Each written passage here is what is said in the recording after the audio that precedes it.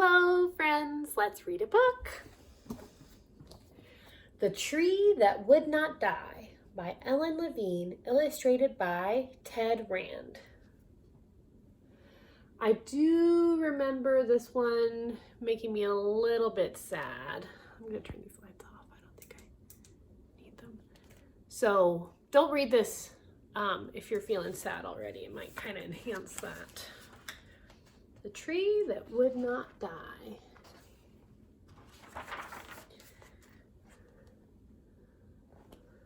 Pretty clouds, wow. Okay. One morning, hundreds of years ago, an acorn fell and grew in the earth. And that was me.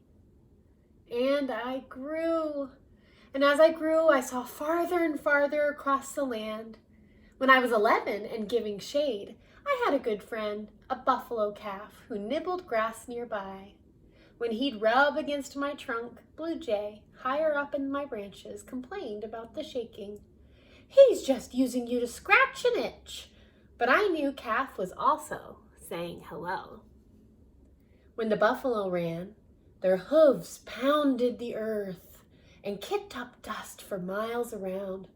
My branches swayed, my leaves trembled, and my upper roots quivered. Blue Jay coughed and flew off until things quieted down. Some really beautiful artwork in this one.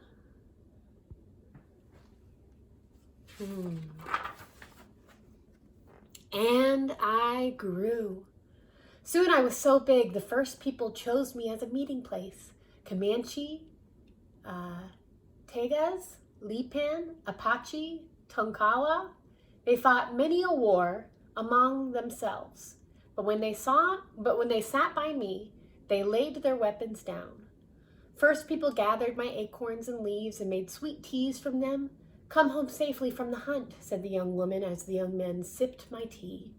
They told of past hunting trips, and they sang of the buffalo who kept them warm with thick skin blankets, moccasins for their feet, and robes for their backs. The children climbed my arms and swung in pairs. They chewed my leaf stems now and then, but they never hurt me. Never did they cut me with knives. They knew my bark was like a buffalo skin, protecting me and keeping me healthy. They walked softly on the earth around my roots, for they knew I couldn't live without them.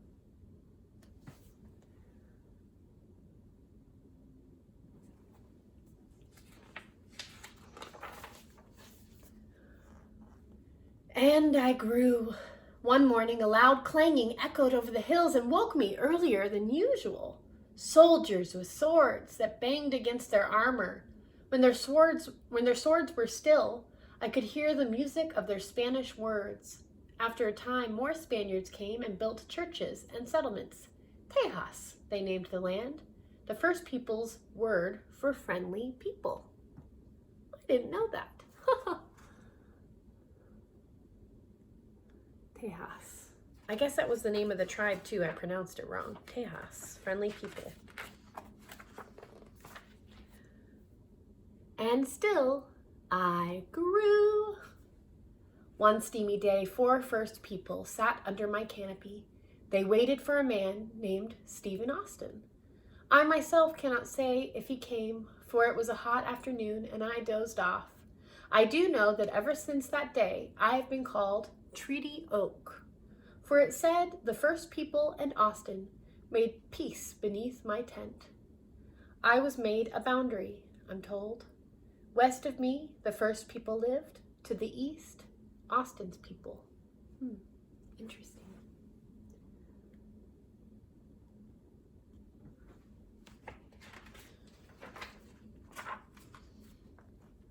And I grew. The American settlers came and cleared the land. They cut down many relatives and friends of mine to build their homes and light their fires. I was the treaty oak, and so I was spared. The land began to change. Trails became paths, became lanes, became roads.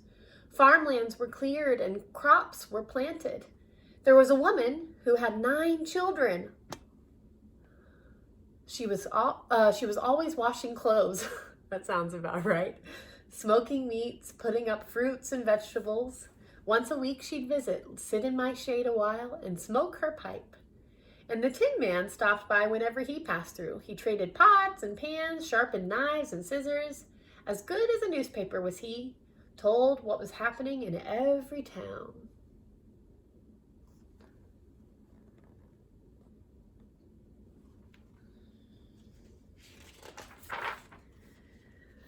And I grew.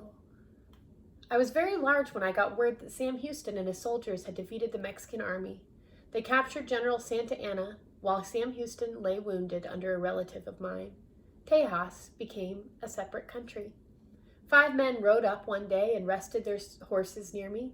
They were looking for a place to build Austin, the capital of this new country they called Texas. The first man pointed to the river flowing nearby.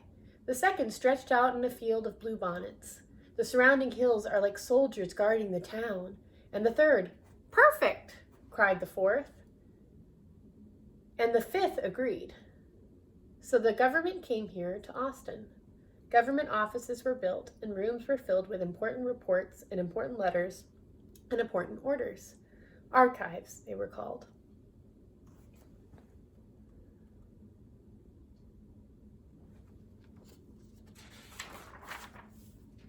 And I grew. And the piles of reports and letters and orders grew. The people of Austin were proud of their archives. When the president of Texas tried to move the papers to another city, they shouted, "No!" They rolled a cannon into the street and fired it. No one was hit, but the president was forced to leave the papers behind. The people of Austin had won the archives war. I grew, but sometimes I didn't like what I saw. The first people and the settlers fought many battles. My boundary line was ignored. The settlers wanted to build new and bigger towns, and so they drove the first people from the land.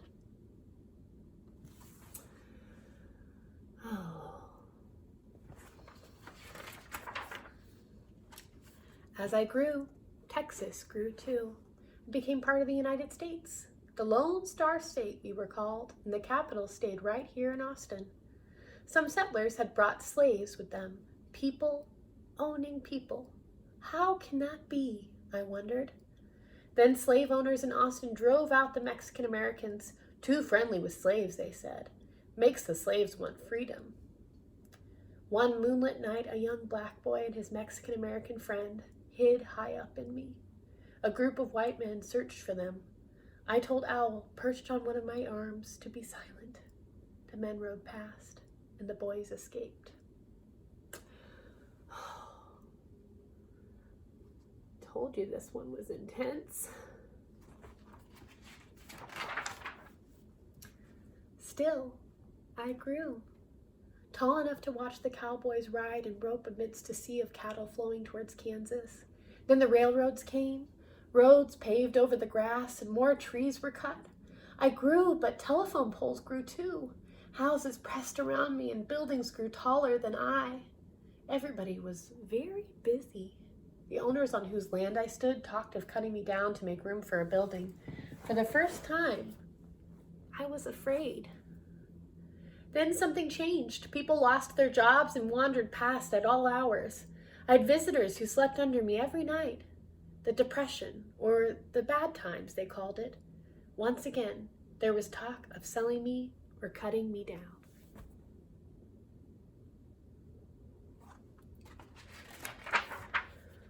Still, I grew.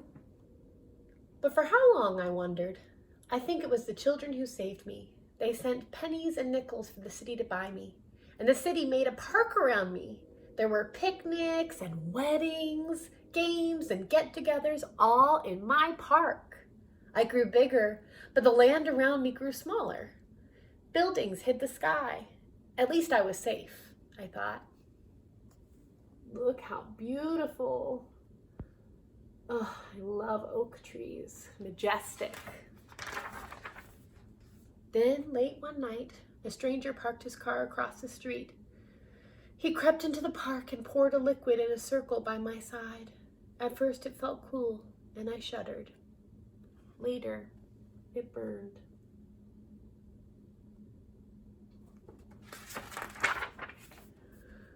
I could not grow. I could not grow. My leaves turned brown and fell off.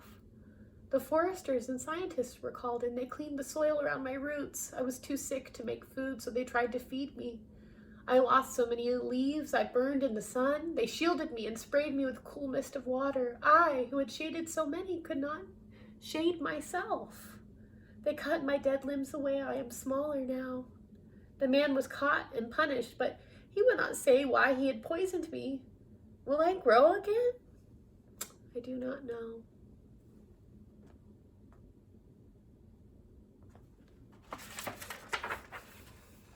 I've had many visitors, sometimes 100 a day. I didn't think so many people cared whether I lived or died. They sing to me, dance, pray, and leave presents. Many have brought me flowers. Some have read poems. Thousands have written from around the world. Dear tree, the letters all begin. One boy wrote, please get well. You were too old to die. Will I grow again? I do not know. Get well soon. Poor tree. Wait! I feel new buds pushing off the old leaves. It's spring and I am growing. My new leaves are uncurling. I hope they will last, but if they don't, my acorns are planted and they are my children.